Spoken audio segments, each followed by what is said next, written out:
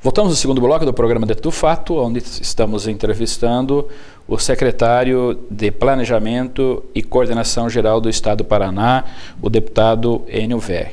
Deputado, eu tenho acompanhado desde a criação e implantação de 2000, mais precisamente em abril, em 4 de maio, melhor dizendo, de 2000, a implantação da Lei de Responsabilidade Fiscal.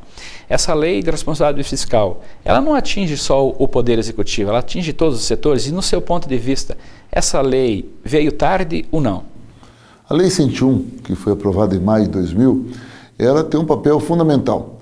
Ela teve, no primeiro momento, grande crítica por setores da esquerda, do qual eu me integro, dizendo o seguinte, que naquele momento ela veio para atender uma demanda do Fundo Monetário Internacional. Afinal de contas, exigindo superávit, ou seja, que ninguém gastasse mais do que arrecadasse e sobrasse alguma coisa, esse restante serviria para pagar os juros da dívida externa. Era um debate, uma crítica que se fazia naquele momento ao governo Fernando Henrique Cardoso. Hoje eu ouso dizer e faço autocrítica. A Lei de Responsabilidade já teve um papel fundamental na economia brasileira, não só sobre o Poder Executivo, porque o Poder Legislativo também está sob a égide dessa lei. Afinal de contas, quem der uma lida mais profunda nessa lei vai perceber o seguinte, não se trata só do superávit, trata-se dos limites com gasto com o pessoal, trata-se de não deixar dívidas para o gestor que no governo restante, no próximo governo venha a entrar no governo, trata-se de terminar as obras que começaram por um governo e o outro tem que continuar. Eu diria que ela veio tarde, ela poderia ter começado antes, e se tivesse começado antes, tantas coisas erradas não teriam ocorrido em nosso país, em nossos municípios e estados. Agora é importante deixar muito claro que hoje muitos municípios estão com problemas por uma coisa que ninguém esperava, porque o município cumpre à risca a lei de responsabilidade, mas se a Câmara de Vereadores não respeitar, o município fica sem a certidão, é considerado também como não ter respeitado a lei e cria, por não ter essa certidão no Tribunal de Contas, vários limites para a obtenção de recursos, tanto estaduais como federais. Então eu diria a você que é importante para a sociedade essa lei, ela gera um equilíbrio que nós nunca tivemos em nossa história e, principalmente, faz com que os nossos gestores públicos, tanto do Poder Legislativo como do Poder Executivo, assumam um grau de responsabilidade e, principalmente, uma profissionalização da vida pública que nós nunca tivemos. Agora, essa lei de responsabilidade fiscal, ela não existe um limite, digamos, entre os poderes? Existe. Um pode prejudicar o outro? Pode, essa é a novidade. A lei sempre disse isso, é que não tinha ocorrido ainda.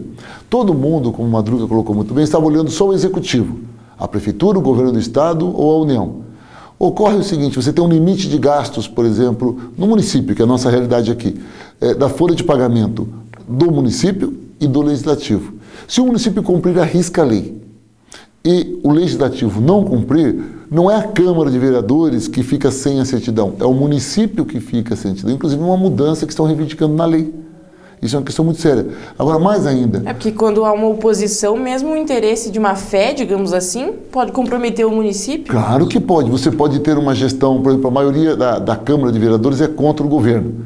E para prejudicar esse governo municipal, pode gerar débitos, gastar mais do que o limite permite. A Câmara de Vereadores fica sem a sua certidão, prejudicando com isso.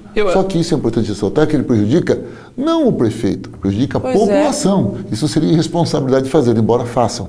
Mas é irresponsável isso, porque o povo pode ficar sem saúde, sem educação, sem um investimento por falta dessa certidão. Nas leis mais rigorosas ainda existe espaço, né, para a corrupção. Exatamente.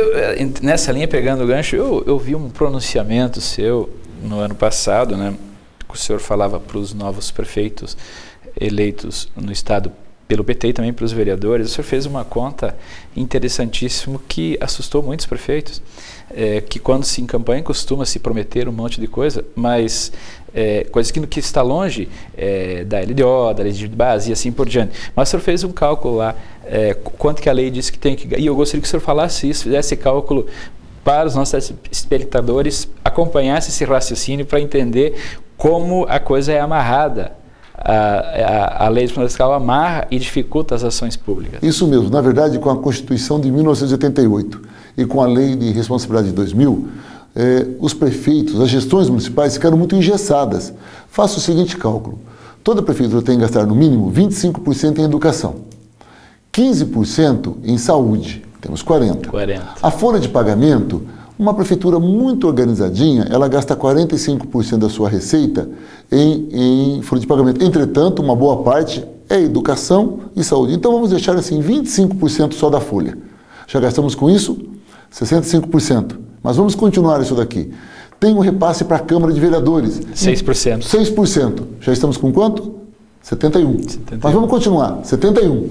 Aí nós temos a dívida fundada, que é a dívida histórica que todos os municípios têm. Eles já devem isso mesmo de empréstimo que fizeram no governo do estado, dívida de INSS, que eles parcelam. A média é 13%. E nós temos também o histórico dos precatórios. Os precatórios. Isso nos dá, que é uma média de 10%. Isso nos dá uma prefeitura muito organizada, sobra para o prefeito fazer o que ele quiser com o recurso, desde que aprovado no orçamento pela Câmara de Vereadores, 4%.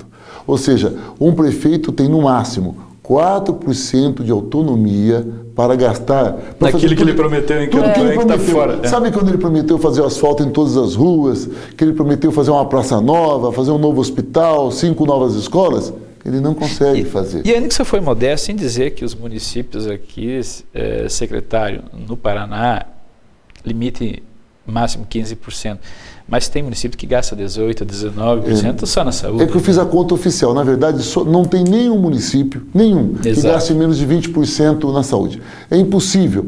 Com isso, nós já passamos de 100%. Então, veja, às vezes, até pelo despreparo do candidato, eles prometem coisas impossíveis de serem realizadas. Não há como, depois de 88, o prefeito assumir que tem autonomia para fazer o que quiser. Ele não tem autonomia. Os gastos são engessados.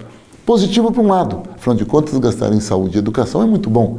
Negativo para o outro, porque de repente o teu município tem outras necessidades e que você não tem autonomia nenhuma, não pode assumir compromisso porque não tem recurso para isso. Porque são regiões com culturas diferentes e com necessidades diferentes. Claro. Agora, o secretário falou no despreparo quando é a primeira candidatura, quando continua prometendo na segunda e na terceira, não é mais despreparo, né? Não é. Aí já é uma jogada... sem vergonhice.